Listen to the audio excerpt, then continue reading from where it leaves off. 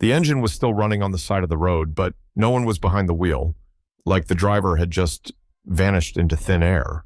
In a quiet suburb of Washington, where thick pine forests stretch endlessly toward the horizon, a black Chrysler sat motionless along the median of Interstate 5. The doors were unlocked. The engine was still warm. Inside, the phone still had battery. The wallet, ID, sneakers, even a stash of snacks, all untouched, exactly where they should be. But Logan Schiendelman, the 19-year-old who'd told his grandmother he had just figured something important out, was nowhere to be found. One witness said they saw a man leap from the passenger seat and run into the woods, but no one could say for sure if that man was Logan. Police called it one of the strangest missing persons cases they had ever seen. His family believes someone lured him away. And Logan's community? They're haunted by one question. Why would he leave behind everything? Except himself. Logan Drew Schiendelman was born on a summer day in late June in the peaceful capital city of Olympia, Washington. He was multiracial, with white heritage from his mother, black heritage from his grandfather, and Saudi Arabian roots from a father he never met. Logan's mother, Hannah, had him when she was very young. After graduating high school, she moved to Seattle to study graphic design, leaving Logan in the care of his grandmother, Ginny Gibo, in a small house on the edge of Tumwater. And to Logan, Ginny wasn't just a caregiver. She was home. She was his closest friend, the one place he truly felt like he belonged. Logan grew up in a mostly white community where race wasn't talked about, but it was always there, quietly shaping everything. His loose curls, deep brown skin, and sharp, searching eyes made him stand out in every classroom. He was once a straight-A student, a standout football player at Tumwater High, playing defensive back, quick and strategic. To his teachers and classmates, Logan was the nice kid. Smart, quiet, introspective. Not rebellious, but not exactly open either. Ginny still remembers the nights he'd sit at the kitchen table, writing in his journal, doodling strange symbols. He always thought deeper than other kids, she once told reporters. I asked him what he was writing one night, and he just smiled and said, I'm trying to figure out who I am. Race wasn't something Logan talked about much, but as he got older, he began to feel it. The sense that he didn't fully belong, not like his white friends at school, but not like the black people he saw on TV either. A quiet kind of crisis began to form, subtle, unnamed, like a heavy fog clinging to him. Who am I if I'm not white, but I'm not black either? In 2015, Logan started his freshman year at Washington State University, majoring in business, a decision shaped by his mom and grandmother's hopes for him. But just 1 year later, he dropped out. Suddenly and without explanation. No official withdrawal, no emails to the school, just a Greyhound bus ride back to Tumwater, a backpack, and a changed look in his eyes. My grandson was different after that, Ginny said. He wasn't that smiley kid anymore. It was like something was always on his mind, and he wouldn't say what. Logan moved back in with his grandmother and tried to settle into a routine, seasonal work at a farm, helping Ginny with the garden. But most of the time, he stayed in his room, or drove around alone for hours, never saying where he went. He spoke less, but he wasn't distant. Still polite, still thoughtful, still Logan. But people started to feel something had shifted, like he was slowly slipping away from reality. Old friends would call or text. He rarely answered. One friend stopped by the house. Logan greeted him briefly, then disappeared into his room, saying he was thinking about something bigger than life. Ginny asked him more than once if he was okay. Logan would just smile and say, I just need more time to sort things out in my head. And then came one fateful morning, in the middle of May 2016.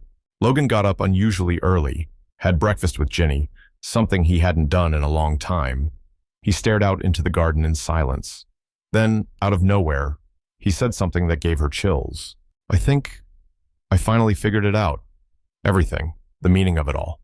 Ginny recalled, his eyes, they were almost glowing, but it was scary. It didn't feel like Logan. She was about to ask more, but he stood up, grabbed his car keys, and said, I'll be back soon. That was the last time she saw her grandson. But there's one thing. Even the family didn't know about Logan. The night before he disappeared, he quietly called someone. And to this day, that person has never come forward. The morning of May 19, 2016 started off like any other. The skies were clear, the sun was soft, and Tumwater was as quiet as usual. Except Ginny Gibo noticed something odd. Logan was up early.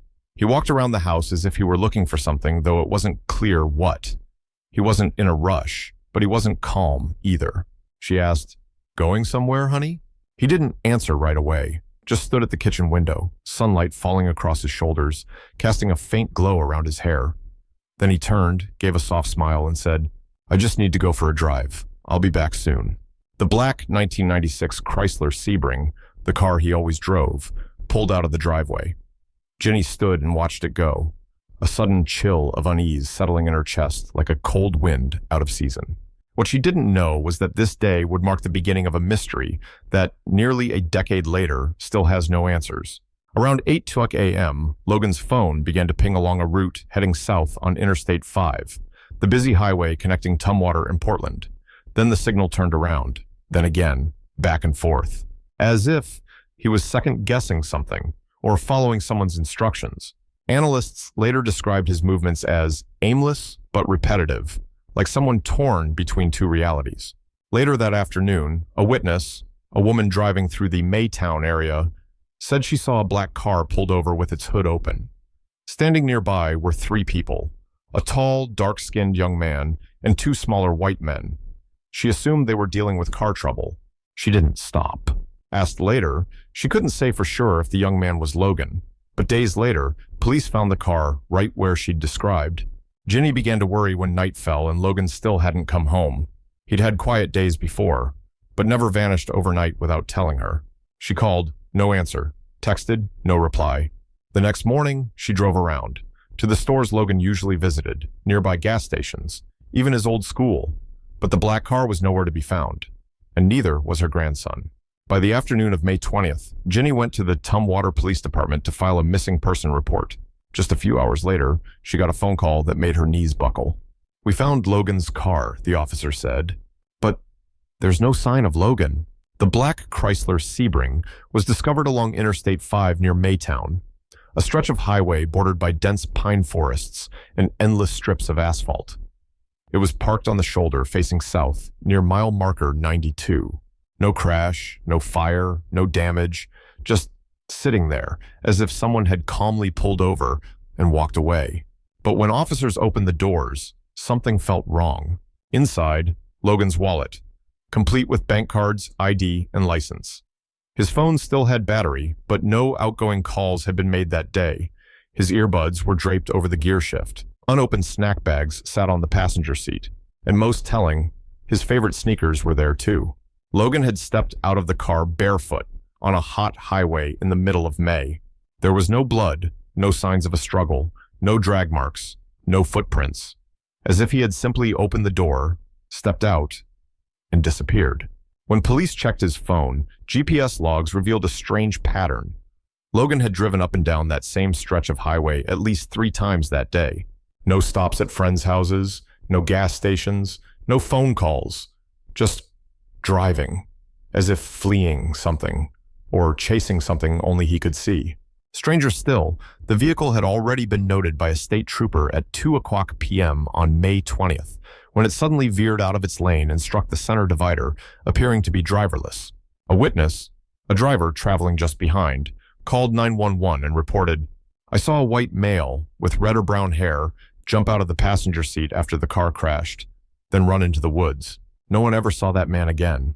Search teams were deployed immediately. Helicopters scoured the forest from above. Search dogs swept both sides of the highway, but there were no footprints, no scent trails, no sign that anyone had run into the woods, barefoot, just hours earlier. Not a hair, not a thread of clothing, not a single clue. Police called it an eerily still scene. One officer later said, "We've found people in far worse conditions, but here, it was like he was never there." When Ginny was brought to the scene to confirm the car, she just stared. No tears, no questions, just a long, silent look at the driver's seat, where Logan used to sit. "My boy never went anywhere without his shoes," she whispered. To law enforcement, this was unlike any missing persons case they'd ever worked.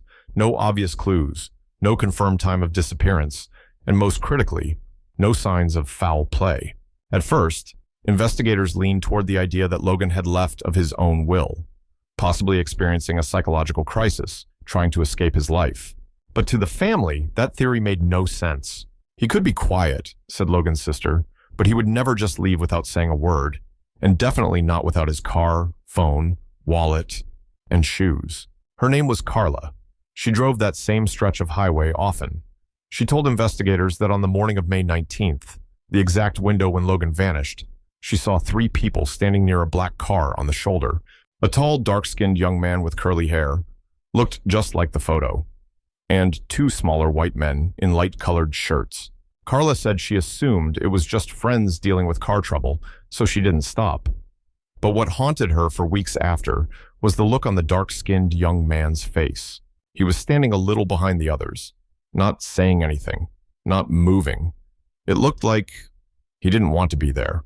Police used Carla's account to sketch one of the 2 white men. The sketch was circulated widely, but no one recognized the person. No one knew who they were or why they were with Logan on that highway. There were no traffic cameras, no other plates logged, and no phone calls from Logan's device to any unknown numbers. Days after that report, another tip came in, this time from a truck driver. He said that on the same day, he saw a young man, naked and covered in mud, standing near the forest edge, not far from where Logan disappeared. By the time the driver circled back to help, the man was gone. If Logan was the one who jumped from the car, some asked, then who was driving when it crashed into the median? And if the naked man was Logan, why has not a single trace of him ever been found, not on his body, not in those woods? Logan Schiendelman's disappearance quickly became a maze, where every door led only to another dead end. As investigators dug deeper into Logan's movements that day, one detail stood out. His phone had pinged at multiple locations along I-5, but with no consistent direction. At times, he drove south for several miles, then abruptly turned around and went north, then repeated the pattern. No stops, no phone calls, no texts. It was as if he were caught between 2 impulses, to leave or to turn back. Meanwhile, surveillance footage from nearby gas stations where his car was found showed nothing. No transactions on his credit cards, no barefoot customers. No one matching Logan's description entered those stores that day. Police also combed through all the traffic cams near Maytown. But here's the cruel irony. Most of those cameras weren't working on the day Logan disappeared. One was even marked as under maintenance. The family started asking questions, the kind police didn't want to answer. Who was the man who jumped from the car? Why were there no footprints in the woods, if he really ran in there? Logan left with his shoes, but no one ever saw him carrying them. They were left inside the car. So what was on his feet when he walked away? Weeks after Logan vanished, a piece of his private life came under scrutiny. During his time at home, Logan had been living with his grandmother and his sister's boyfriend, someone he reportedly had a tense relationship with. Once, neighbors overheard a heated argument inside the house. Logan sounded upset. The boyfriend walked out without a word. No one intervened, assuming it was just a family matter. Police brought the boyfriend in for questioning. He claimed nothing serious had happened and said he was at work on the day Logan disappeared. A polygraph supported his statement. There was no evidence linking him to the case. Still, when asked if she believed him, Logan's sister simply said, "I don't know, but I do know Logan would never just leave my grandma like that, unless something was really, really wrong." A retired detective brought in to consult offered a chilling assessment. This case is like an undertow. The surface looks calm, but underneath, something powerful is pulling everything down. Then, several weeks after Logan vanished, a man named Troy walked into the Olympia Police Department, clearly nervous. He said he didn't know Logan personally, but had seen him a few times in the days before the disappearance. Each time, Logan was sitting alone at a park near his old high school, staring at his phone, or sometimes just staring into space. "I just remember his eyes," Troy said. "It was like he was talking to someone, but not out loud." Troy recalled one moment in particular. One late afternoon, he walked past the park and saw Logan speaking with another man, a middle-aged white man in a dark hoodie standing a good distance away. "I thought they were arguing." Logan looked anxious, but then the other guy just turned and walked away. Didn't say a word. Police asked if Troy could identify the man. He shook his head. "I only saw him for a few seconds, but something felt off." Around the same time, a neighbor near Ginny's home handed over a piece of security footage to police. The video was time-stamped in the early morning hours of May 19th, the day Logan disappeared. At 5:37 a.m., headlights flicked on. A figure, likely Logan, walked around to the driver's side. But just seconds later, another figure, shorter, emerged from behind the house and got into the passenger seat. The video was too grainy to make out any faces. Police couldn't confirm who the second person was. Things grew even murkier when a woman living 30 miles from Tumwater called the tip line. She said that on the afternoon of May 19th, around 3:00 p.m., she saw a dark-skinned young man standing barefoot outside a nearly empty rest stop, staring blankly into the distance. "I almost stopped," she said, "but something about it, I couldn't. It was like I was looking at a ghost." Police checked the area she described, but found nothing. In the following weeks, dozens of tips came in. Some said Logan had been spotted in Oregon, others claimed Idaho. One person suggested he was living off the grid. But when phone data was cross-checked, none of those sightings matched the timeline. Finally, detectives turned back to something they'd initially overlooked: the last phone call Logan made before he vanished. At 11:24 p.m. on May 18th, Logan dialed a number listed in his contacts only as digits, no name. The call lasted 47 seconds. No one knows what was said. When police traced the number, they discovered it belonged to a man with a disturbing history, someone previously prosecuted for luring teens online. The last call on Logan Schiendelman's phone, just 47 seconds long, led police to a man living nearly 100 miles south of Tumwater. His name was Richard. He was 42 years old and had previously been investigated in 2011 for inappropriate online messages to minors. He was never convicted, but had once been under surveillance. When questioned by police, Richard claimed he only knew Logan through social media and that they had never met in person. As for the phone call, he said Logan must have dialed the wrong number. But a friend of Richard's later offered a different story. He recalled Richard once bragging about talking to a young guy named Logan, saying the kid was really confused about who he was. Police obtained a warrant to search Richard's home. They seized his computer and phone, but found no clear evidence of contact with Logan. No texts, no photos, no suspicious web history. Nothing to charge him with, nothing to hold him on. When Ginny was told about this, she sat quietly before saying, "If it was a wrong number, then why did Logan dial it the night before he disappeared?" The family was growing discouraged, not because police weren't doing their jobs, but because every lead seemed to stop cold. Every trail leading to someone suspicious ended in silence. A local journalist covering the case once wrote, "If Logan were a white boy, maybe this case would have been handled differently." That's when voices from Washington's black community began to rise.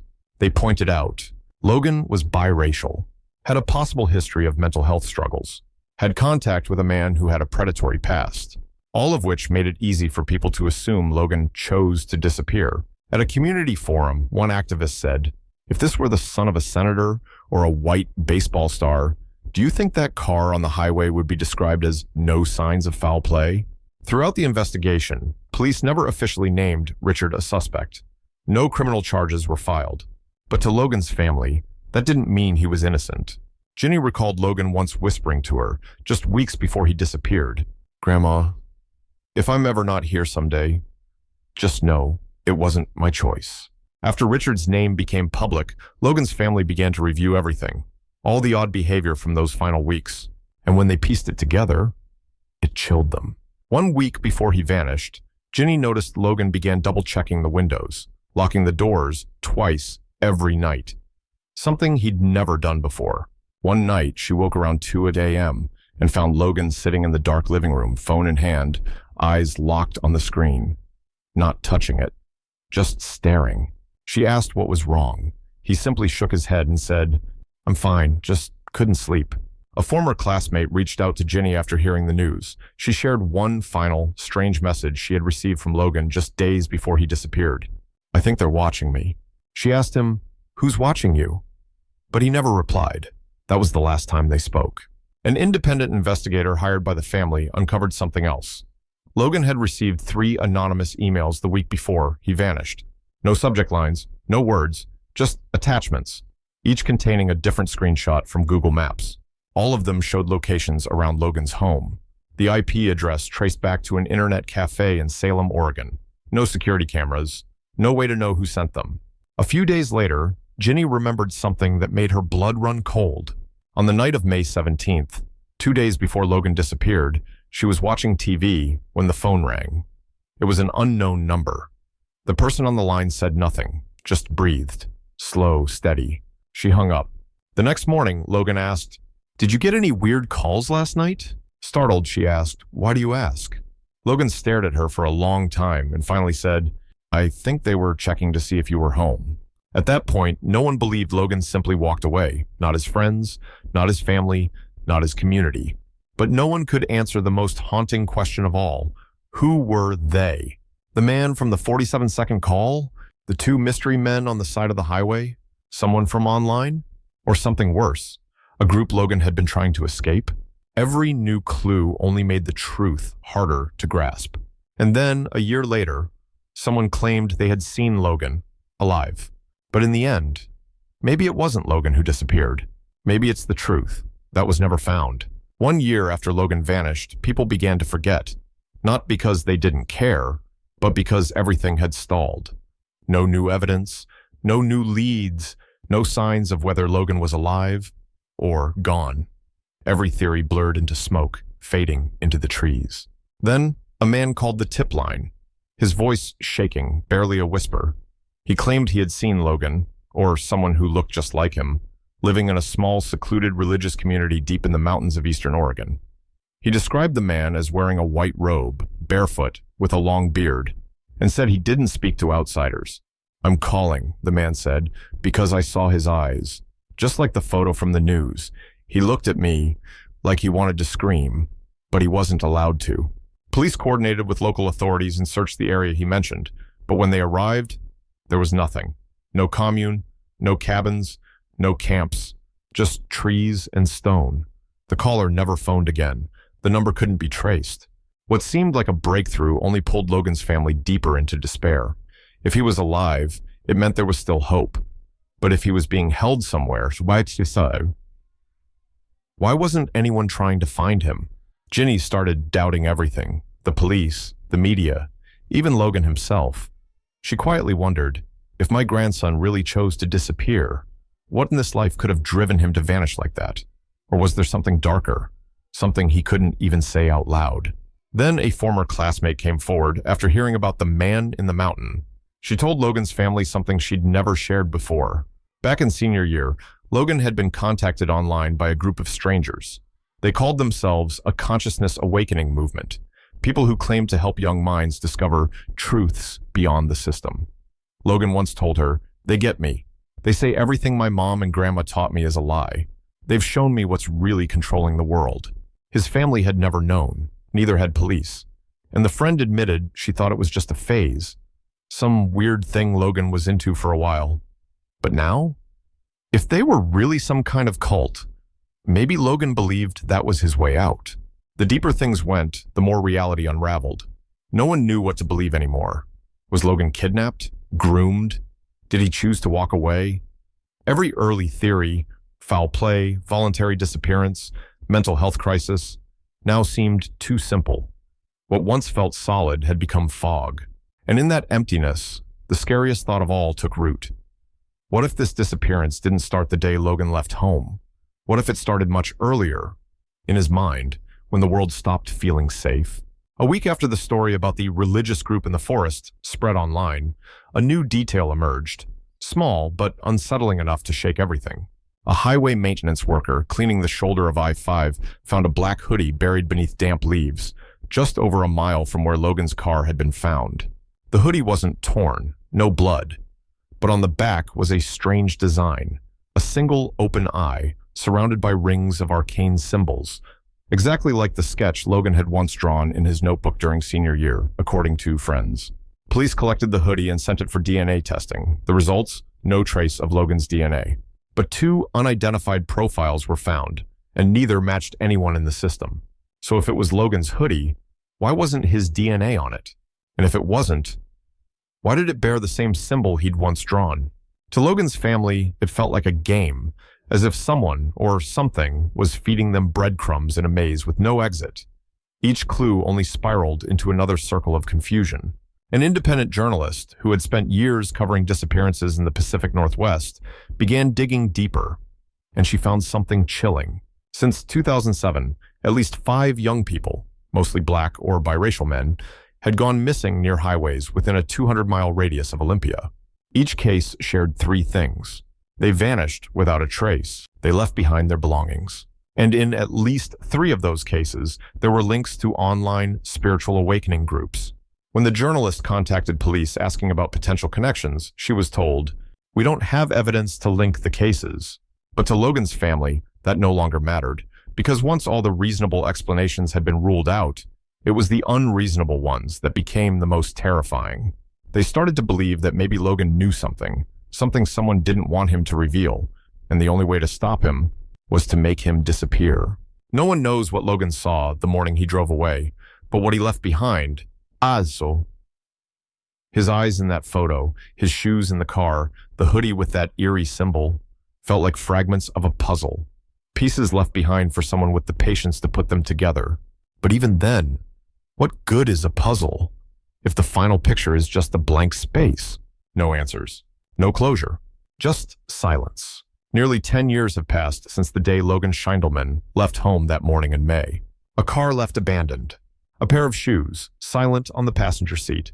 A young man who vanished without a single word of goodbye. And a community still asking the same question, day after day, what really happened to Logan? In Tumwater, people still remember him as the quiet kid with the soft smile, who loved jazz, who was always kind to elders. But now, he's just a fading face on a missing poster taped to a utility pole. A name spoken softly at community meetings. A shadow somewhere between missing and forgotten.